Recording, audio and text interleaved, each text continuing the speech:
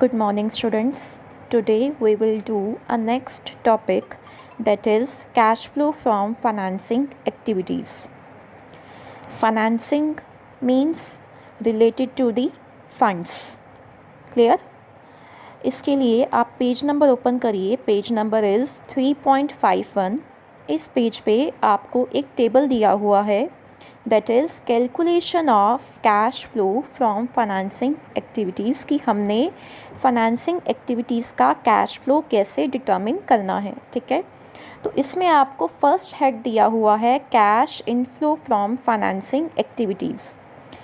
इसमें first point देखिए, proceed from issue of equity और प्रेफरेंस शेयर्स, ब्रैकेट में लिखा हुआ इंक्लूडिंग प्रीमियम. अगर आप फंड रेज करते हैं with the help of issue of equity और प्रेफरेंस शेयर्स, तो आपने क्या करना है, आपने इसको रिकॉर्ड करना है, क्योंकि आपने इशू किया है. इशू किया है तो आपके पास मनी आई है, इनफ्लो ऑफ कैश है. ठीक है, तो आपने उसको कहाँ पे रिकॉर्ड करना है, under the head of cash inflow from financing activities में. क्लियर? उसके बाद अगर आप शेयर्स इशू करते हैं और वो आप प्रीमियम पे करते हैं, अगर आपने शेयर्स को इशू प्रीमियम पे किया है, फॉर एग्ज़ाम्पल आपने 10 का शेयर आपने इशू किया 12 पे, तो वो ₹2 क्या है, प्रीमियम है. क्लियर? तो आप जब फिगर लिखोगे कि आपने कितना amount of equity share issue किया, तो उस अमाउंट में आपका प्रीमियम इंक्लूड होगा. Clear? Second point is proceed from issue of debentures, bracket में लिखा है including premium but excluding discount. इसमें भी अगर आप डिबेंचर्स के थ्रू फंड रेज करते हैं, आपने सेल किए डिबेंचर्स, इशू किए, मनी रिसीव की है, इनफ्लो ऑफ कैश है, वो भी आपने इसी हेड में रिकॉर्ड करना है, cash inflow from financing activities में. अगर आप डिबेंचर्स 10 का डिबेंचर 12 पे इशू करते हो, तो वो ₹2 प्रीमियम आप ऐड करके रिकॉर्ड करोगे अमाउंट को. ठीक है, अगर आपने डिबेंचर्स को इशू किया है डिस्काउंट पे, फॉर एग्ज़ाम्पल 10 का डिबेंचर आपने इशू कर दिया ₹8 पे, तो वो ₹2 क्या है, डिस्काउंट. तो डिस्काउंट माइनस करके आपने नेट अमाउंट मेंशन करनी है कि आपने इतने अमाउंट के डिबेंचर्स इशू किए, उसमें से आपका डिस्काउंट माइनस करके आपने अमाउंट मेंशन करनी है इसमें.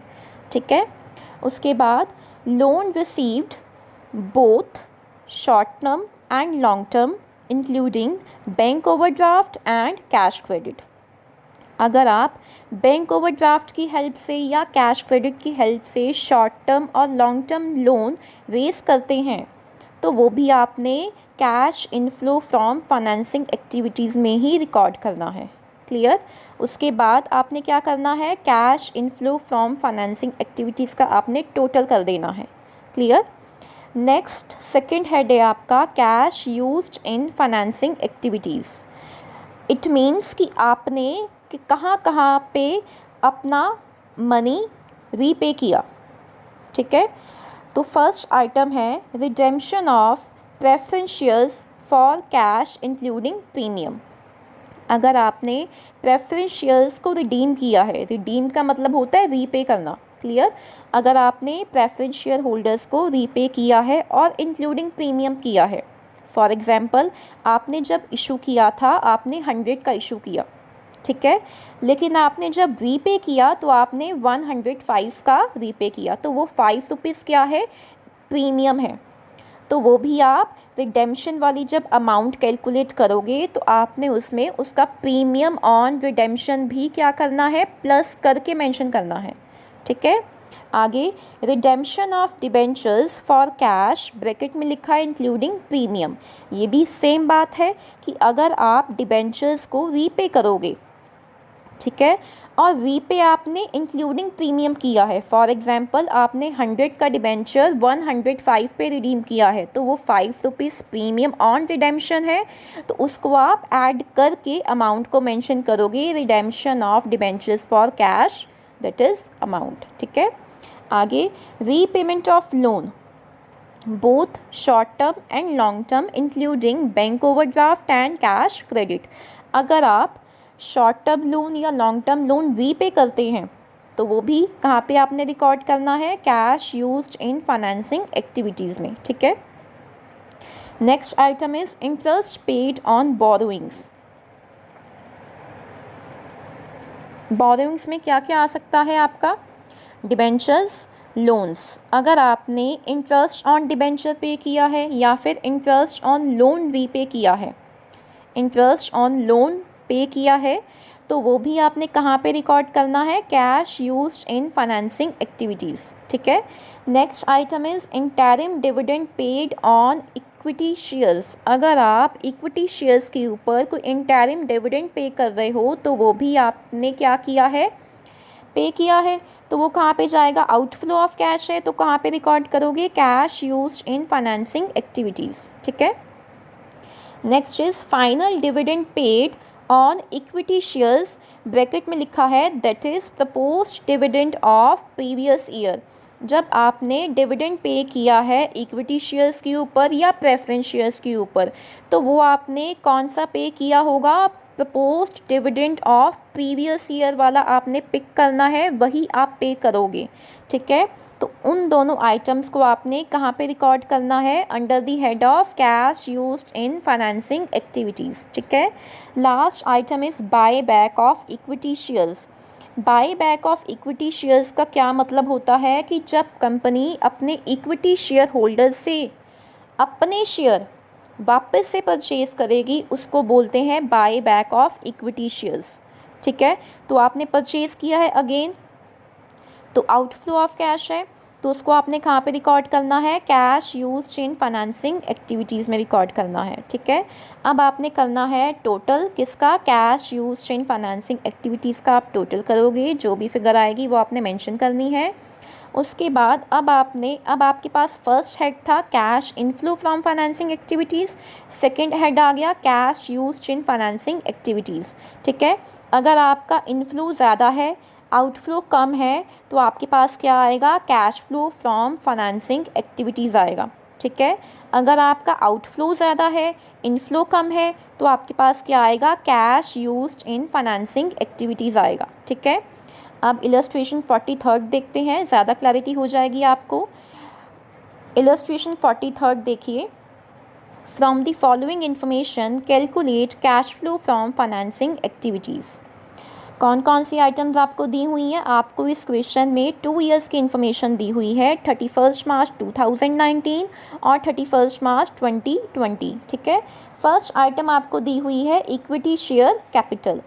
2019 में कैपिटल थी आपके पास 4 लाख और 2020 में हो गई 5 लाख, इंक्रीज़ हुई है, इट मीन्स आपने फ़ंड रेस किया है तो क्या लिखोगे, issue of equity share capital कितनी, 1 लाख, ठीक है।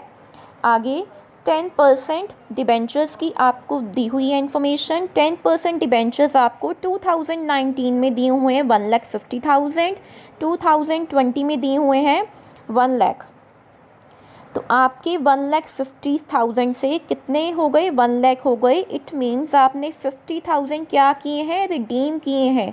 रिडीम किए मतलब रीपे किया है आपने पैसा डिबेंचर होल्डर्स को, ठीक है। तो क्या लिखोगे, रिडेम्पशन ऑफ डिबेंचर्स कितना, 50,000, रीपे किया है, आउटफ्लो ऑफ कैश है तो कैसे मेंशन करोगे, इन ब्रैकेट्स आएगा 50,000, ठीक है। उसके बाद नेक्स्ट आइटम है सिक्योरिटी प्रीमियम रिज़र्व, ठीक है।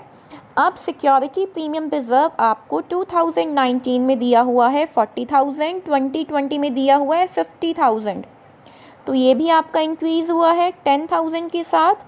आप इसको कैसे मेंशन कर सकते हो, cash flow from financing activities में जहाँ पे आपने लिखा है इक्विटी शेयर कैपिटल आपने इशू किए 1 लाख, आप उसमें प्लस करके भी मेंशन कर सकते हो 1 lakh plus 10,000 is equal to 1,10,000, ऐसे भी आ सकता है। और कैसे आ सकता है, सेकंड ऑप्शन क्या है आपके पास, क्या लिखोगे, रिसीट ऑफ सिक्योरिटी प्रीमियम कितना, 10,000, ठीक है, ऐसे भी हो सकता है। नेक्स्ट एडिशनल इन्फॉर्मेशन में देखिए, इंटरेस्ट पेड ऑन डिबेंचर्स 10,000, आपने डिबेंचर्स के ऊपर इंटरेस्ट पे किया है, कितना पे किया है, 10,000, ठीक है। तो पे किया है, आउटफ्लो ऑफ कैश है, तो क्या लिखोगे, interest paid on debentures 10,000 bracket में आ जाएगा। ठीक है, आगे लिखा है debentures were redeemed on 1 April 2019 at par. ये आपको इन्फॉर्मेशन दी हुई है कि जो आपने डिबेंचर्स रिडीम किए हैं वो पार पे किए हैं। पार का मतलब होता है कि जितने का डिबेंचर था उतने पे ही वापस हमने किया है। सपोज़ 10 पे हमने इशू किया था, 10 पे ही हम उसको वापस कर रहे हैं, उसको बोलते हैं एट पार। ठीक है, उसके बाद बेटा आपने क्या करना है, आपके पास जो इनफ्लो वाली आइटम है उसकी अमाउंट है आपके पास 1,10,000। ठीक है, उसके बाद आपने आइटम पिक करनी है जो आपकी आउटफ्लो वाली आइटम्स हैं। वो आपकी दो आइटम्स हैं, एक है इंटरेस्ट ऑन डिबेंचर्स और सेकंड है आपकी रिडेम्पशन ऑफ डिबेंचर्स। तो उन दोनों का समेशन मेरे पास आ रहा है कितना, 60,000। ठीक है, 1,10,000 मेरा इनफ्लो है और 60,000 मेरा आउटफ्लो है। तो उसमें से जब मैं माइनस कर दूंगी तो मेरे पास फिगर आ रही है 50,000 और वो फिगर मेरे पास पॉजिटिव में आ रही है।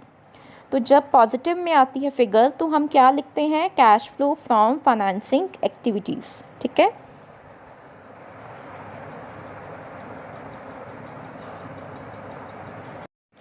नेक्स्ट बेटा page number 3.52 illustration number 44, that is matrix limited provides the following information, calculate cash flow from financing activities। अब आपको इस क्वेश्चन में भी 2 इयर्स की इंफॉर्मेशन दी हुई है, 31 मार्च 2019 एंड 31 मार्च 2020। ठीक है, फर्स्ट आइटम आपको दी है equity share capital. Equity share capital आपको 2019 में गिवन है 10 लाख और 2020 में है 15 लाख। तो ये इंक्रीज़ आया है, तो इसको क्या बोलोगे आप, इशू ऑफ इक्विटी शेयर्स कितना, 5 लाख का इंक्रीज़ आया। तो क्या रिकॉर्ड करोगे cash flow from financing activities में, क्या लिखोगे, proceed from issue of equity shares कितना, 5 लाख। आपने प्लस कर देना है इसको। ठीक है, नेक्स्ट 10% डिबेंचर्स। 10% डिबेंचर्स देखिए बेटा आपको कितने दिए हैं, 2019 में 1 लाख है और 2020 में निल हैं। तो ये क्या हुए हैं, रिडीम हुए हैं, आपने रीपे किया है पैसा डिबेंचर होल्डर्स को। तो क्या लिखोगे, redemption of 10% debentures 1 lakh. Outflow है तो क्या करोगे, 1 लाख को ब्रैकेट्स में शो करोगे। ठीक है, नेक्स्ट इज 8% डिबेंचर्स। ये देखिए 8% डिबेंचर्स आपको 2019 में निल दिए हुए हैं, 2020 में आपको 2 लाख दिए हुए हैं। 2019 में निल है बैलेंस डिबेंचर्स का और 2020 में कितना है, 2 लाख। इसका क्या मतलब हुआ कि आपने इशू किए हैं, इशू ऑफ डिबेंचर्स हैं आपके पास दिए हुए, और ये 8% डिबेंचर्स हैं। इसकी आपको एडिशनल इन्फॉर्मेशन देखिए, एडिशनल इन्फॉर्मेशन में थर्ड पॉइंट देखिए, 8% debentures were issued on 31 March 2020 eight a discount of 10%। बोला है कि हमने क्या किया है, 8% डिबेंचर्स इशू किए हैं। कब किए हैं, 31 मार्च 2020 को किए हैं और वो डिस्काउंट पे हुए हैं। डिस्काउंट कितना है, 10%। तो 2 लाख के डिबेंचर्स हमने 10% डिस्काउंट पे इशू किए। क्लियर। आगे बेटा मैंने आपको यहाँ पे एक वर्किंग नोट मेंशन किया है। वर्किंग नोट में देखिए क्या लिखा है, हमने कैलकुलेट करना है इशू ऑफ डिबेंचर्स कि हमने कितनी अमाउंट के डिबेंचर्स इशू किए। तो हमें ये तो पता है कि हमने 2 लाख के डिबेंचर्स इशू किए और वो डिस्काउंट पे किए हैं 10%। तो हमें अब डिस्काउंट कैलकुलेट करना होगा। वो कैसे कैलकुलेट करोगे, 2 लाख का 10%, मेरे पास आ गया 20,000। ये 20,000 मेरे पास क्या आया है, डिस्काउंट आया है। ठीक है, उसके बाद 2 लाख में से जब मैं आपका डिस्काउंट 20,000 माइनस कर दूंगी तो मेरे पास क्या फिगर आ रही है, 1,80,000। तो ये 1,80,000 मेरा क्या आया है, मेरी अमाउंट आई है इशू ऑफ डिबेंचर्स की। ठीक है। तो 1,80,000 को आप रिकॉर्ड करोगे, क्या लिखोगे, cash flow from financing activities में proceeds from issue of 8% debentures. कैसे आया आपके पास, 2 lakh minus 20,000 discount is equal to 1,80,000 आपने प्लस करना है। ठीक है। आगे next item is bank loan. Bank loan देखिए 2019 में आपको दिया हुआ है 1,40,000 और 2020 में नील दिया हुआ है। तो ये आपने क्या किया है, रीपे किया है। तो क्या लिखोगे cash flow from financing activities में, रीपेमेंट ऑफ बैंक लोन कितना, 1,40,000 आपने अब रीपे किया है, आउटफ्लो है ये आपका। तो कैसे लिखोगे 1,40,000 को नेगेटिव में, नेगेटिव को कैसे शो करते हो, इन ब्रैकेट्स। ठीक है।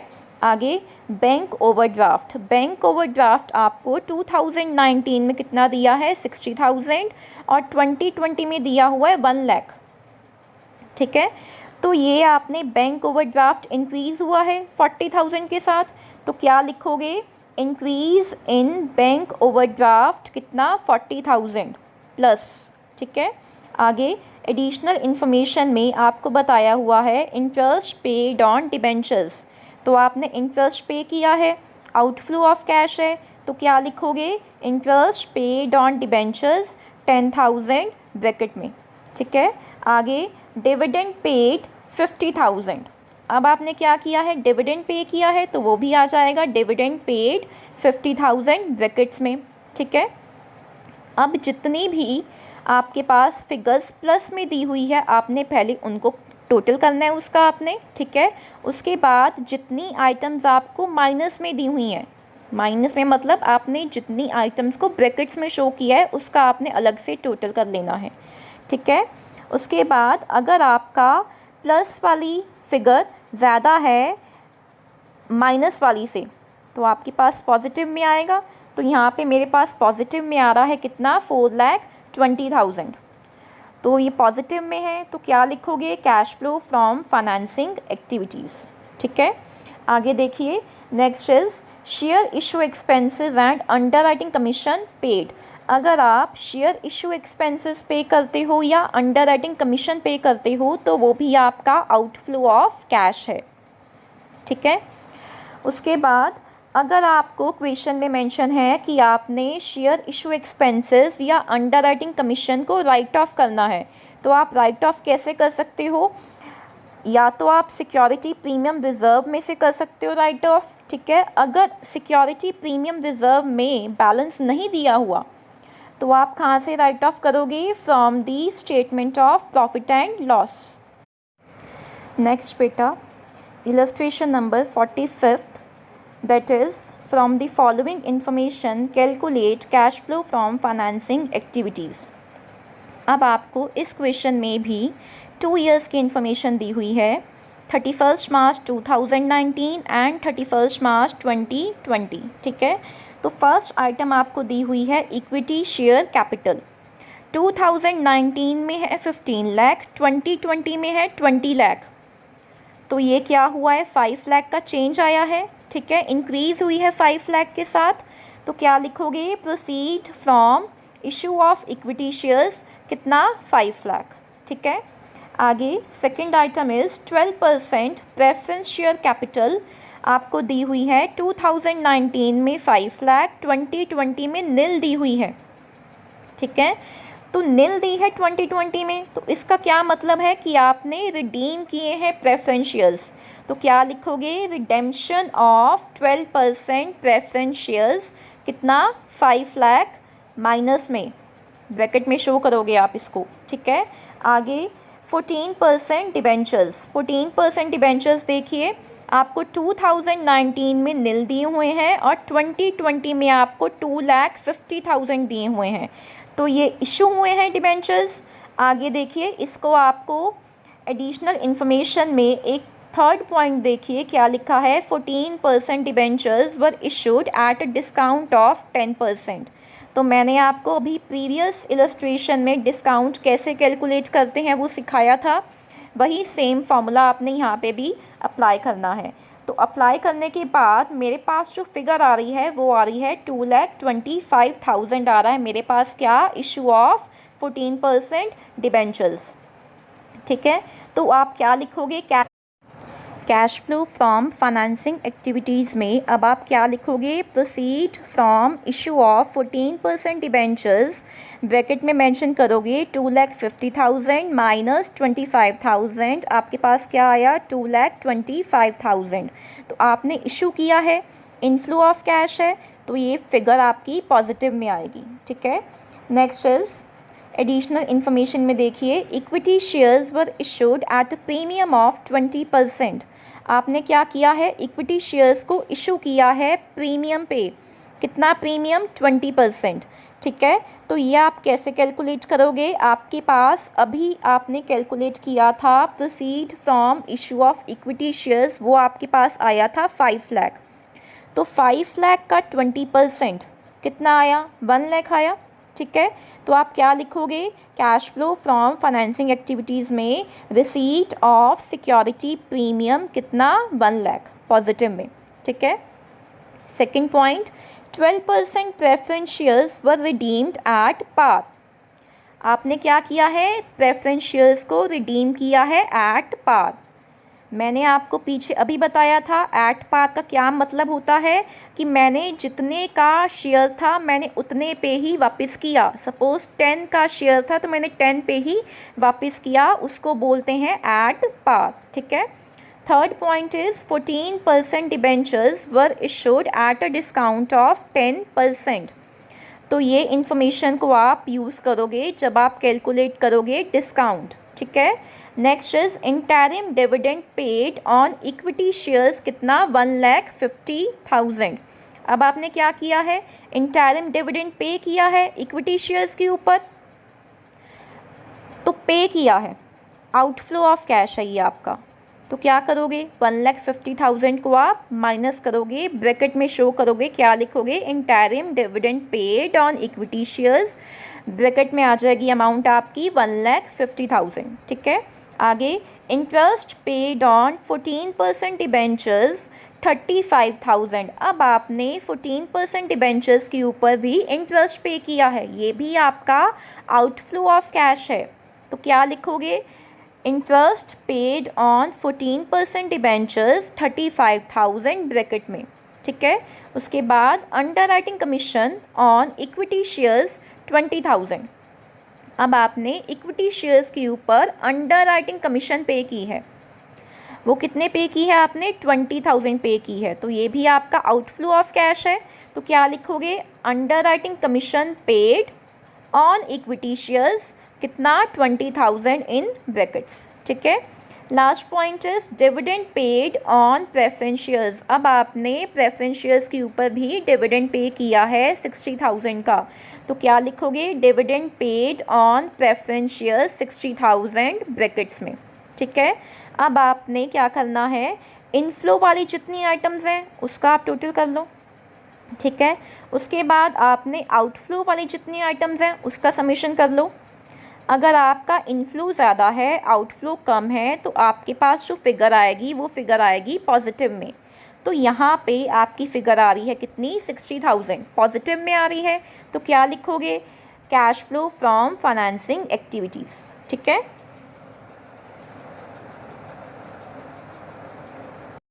नेक्स्ट बेटा illustration number 46, that is from the following extract taken from the balance sheet of Cloud9 Limited, calculate cash flow from financing activities। अब आपको यहाँ पे एक एक्सट्रैक्ट दिया हुआ है बैलेंस शीट का। ठीक है, आगे नीचे आपको नोट्स टू दी अकाउंट्स दिया हुआ है, हम वहाँ से इस क्वेश्चन को स्टडी करना स्टार्ट करते हैं। नोट्स टू दी अकाउंट्स में आपको 2 ईयर्स की इन्फॉर्मेशन दी हुई है, 31 मार्च 2019 एंड 31 मार्च 2020। इसमें आपको फर्स्ट आइटम दी है शेयर कैपिटल। शेयर कैपिटल में first item is equity share capital. Equity share capital आपको 2019 में दी है 6 लाख, 2020 में है 8 लाख, तो इंक्रीज़ हुई है। कितना इंक्रीज़ आया? 2 लाख का। ठीक है, तो क्या लिखोगे cash flow from financing activities में? Proceed from issue of equity shares कितना? 2 लाख पॉजिटिव में। ठीक है, second item is 10% preference share capital. आपको 2019 में दी है 4 लाख, 2020 में दी है 2 लाख। अब ये कम हुई है तो इसका क्या मतलब हुआ कि हमने रिडीम किए हैं प्रेफरेंस शेयर्स। तो क्या लिखोगे आप? रिडेम्पशन ऑफ 10% प्रेफरेंस शेयर्स कितना? 2 लाख नेगेटिव में आएगा आपका ये। ठीक है, आगे second item is reserve and surplus. इसमें आपको फर्स्ट आइटम दी है सिक्योरिटी प्रीमियम रिज़र्व। 2019 में इसका बैलेंस आपको नील दिया हुआ है और 2020 में आपको कितना दिया है? 30,000। तो इंक्रीज़ हुआ है तो क्या आएगा? Receipt of security premium 30,000 positive में। ठीक है, आगे next item is share issue expenses return of. ठीक है, राइट ऑफ किए हैं आपने शेयर इशू एक्सपेंसेस 2019 में, इसका बैलेंस आपको नील दिया हुआ है और 2020 में कितना दिया है? 5,000। तो इसको आपने क्या करना है? शेयर इशू एक्सपेंसेस हैं, आउटफ्लो ऑफ कैश है ये आपका, तो ये आपने माइनस करना है। क्या लिखोगे? शेयर इशू एक्सपेंसेस कितना? 5,000 नेगेटिव में आएगा आपका ये। ठीक है, आगे एडिशनल इन्फॉर्मेशन में देखिए, first point is preference dividend for previous year and interim dividend at 15% were paid on equity shares on 6th October 2019। पहले देखिए क्या लिखा था? Preference dividend for previous year. तो प्रेफरेंस डिविडेंड आपको दिया हुआ है कितना? 10% लिखा है ना, 10% प्रेफरेंस शेयर कैपिटल। तो ये आपने कैलकुलेट करना है प्रेफरेंस डिविडेंड। किसके ऊपर कैलकुलेट करोगे? प्रीवियस ईयर के फिगर पे। तो 10% प्रेफरेंस शेयर कैपिटल की प्रीवियस ईयर की फिगर आपको कितनी दी है? 4 लाख। तो 4 लाख के ऊपर 10% आपके पास क्या आया? 40,000। तो ये तो हो गया आपका dividend paid on preference shares. तो ये आप रिकॉर्ड कर लोगे, cash flow from financing activities में आ जाएगा dividend paid on preference shares कितना? 40,000 ब्रैकेट्स में। ठीक है, आगे interim dividend at 15% were paid on equity shares on 6th October 2019। और आपने एक इंटरिम डिविडेंड पे किया है इक्विटी शेयर्स के ऊपर 15%, वो आपने पे किया है 6th October 2019 को। ठीक है, तो आपको इक्विटी शेयर कैपिटल की 6 लाख की फ़िगर दी हुई है, 2019 वाली आपने पिक करनी है। तो 6 लाख के ऊपर 15% आपके पास आ गया 90,000। ठीक है, तो क्या रिकॉर्ड करोगे? Interim dividend paid on equity shares कितना? 90,000 ब्रैकेट्स में आएगा आपका ये भी। ठीक है, आगे preference shares were redeemed on 1st April 2019 at par.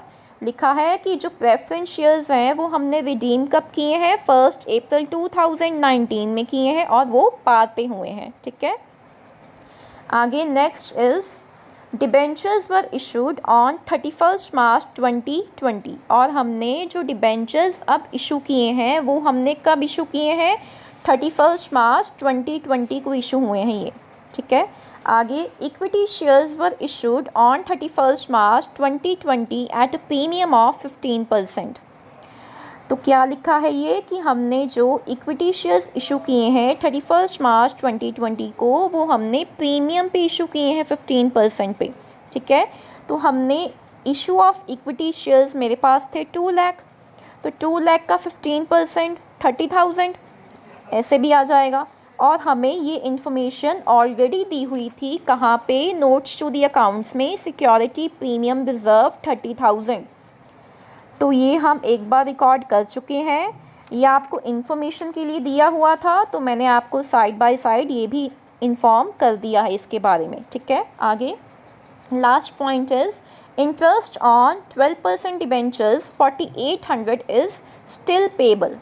Still payable का मतलब क्या होता है कि हमारा 4800 का इंटरेस्ट ऑन डिबेंचर्स क्या है, आउटस्टैंडिंग है। तो अगर मैं इंटरेस्ट ऑन डिबेंचर्स कैलकुलेट करूं तो मेरे पास क्या फिगर आएगी, मुझे डिबेंचर्स दिए हुए हैं 2 लाख के, तो 2 लाख के ऊपर 12% मेरे पास क्या आया 24,000।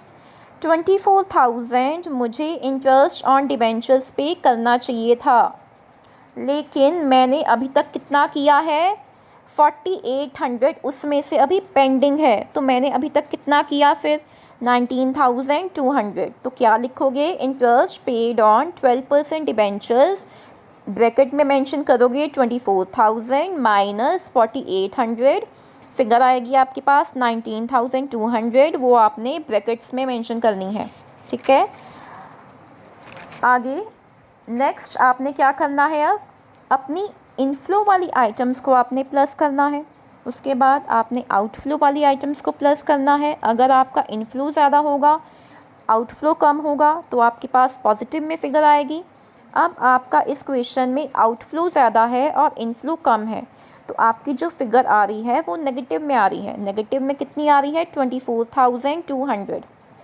ठीक है, तो आप क्या लिखोगे, cash used in financing activities. ठीक है, आगे बेटा इलस्ट्रेशन 47 आपका होमवर्क है। ठीक है, ट्राई कर लेना, कोई प्रॉब्लम होगी तो पूछ लेना। Thank you.